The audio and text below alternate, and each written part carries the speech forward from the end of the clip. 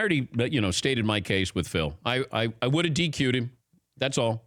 I'd just DQ him. If it was somebody of lesser stature or celebrity, they would have been DQ'd, in my opinion.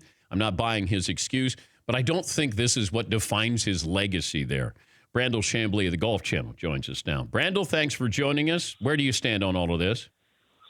Well, I agree with you. I don't think this will define his legacy. I think he'll go down as one of the greatest, most popular players in the history of the game. But, this will certainly be part of his legacy, just like his comments after the 2014 Ryder Cup. Given his position in the game, I've never seen anything like this. I mean, there's no corresponding equivalent video of Palmer or Hogan or Nancy. You'd find nothing.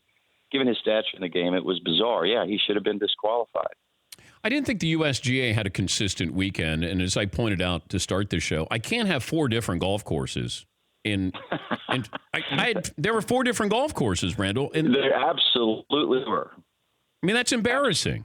It really is. It's not fair. It's embarrassing. I don't know what's going on at the USGA. To me, it's like they're lacking a clear leadership. They don't have some clear objective on how to set up a golf course. It can't be that difficult to miss it so badly the first day, respawn the next day, miss it so badly the third day, and then set it up so easy on the fourth day.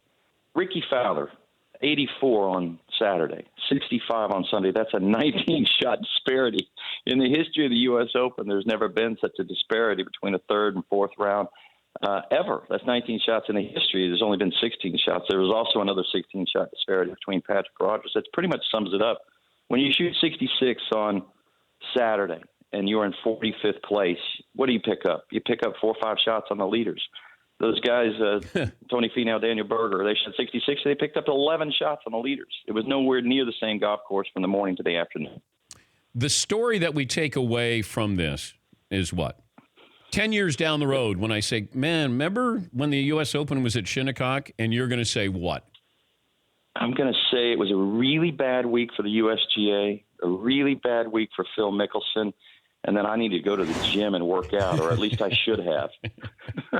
After looking at Brooks Koepka? Oh, my God. When I was playing golf, that's all I did was play golf every dang day. And every time you go to the gym, someone would say, no, you can't go to the gym. You don't go to the gym. You're going to ruin your flexibility. Well, okay, I've come 180 degrees on this. If I had it to do over again, yeah, I'd be in the gym every doggone day, because if you need another example of how the game of golf has changed from the days of Ray Floyd and Corey Pavin, then watching Dustin Johnson and Brooks Koepka play golf yesterday, you're blind, because the game of golf, Tiger Woods came along. I really did think he was kind of more of an end than a beginning. I didn't think people would fall in line to the extent that they have, but the game has gotten so physical now, and it's beautiful to watch these guys. It really is. These guys are athletes. Yesterday morning, before he went out and played, Brooks Koepka benched 285 pounds 15 times. Out and play golf, for crying out loud, to swing an 11-ounce club. But my God, has power and athleticism become a dominant part of golf? Explain this to me, because I'm watching. I haven't played Shinnecock. I've been there. I understand how difficult it is. But Pebble Beach next year, when they have the U.S. Open, why does Pebble have to, if you're going to bring it to Pebble, why does Pebble have to be tricked up, made, I don't want to humiliate you or even humble you. I want to challenge you. So is Pebble going to be like Shinnecock, and they're going to try to do all these crazy things to make these guys, nobody gets to break par? Well, based upon what happened this year, you'd like to think that they'll keep their wits about them and they won't shave the greens down to where they're almost dead.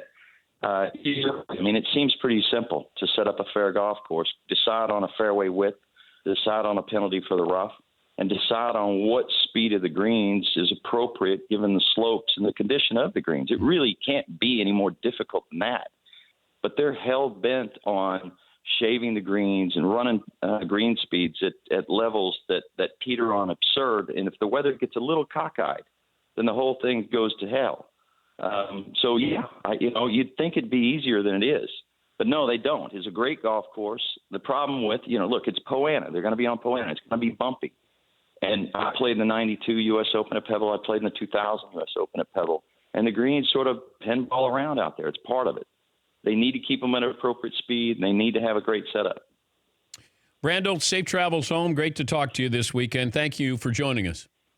Thanks so much, Dan. Take care, guys. For more Dan Patrick Show, tune to Audience Channel 239 on DirecTV or download the Dan Patrick Show app.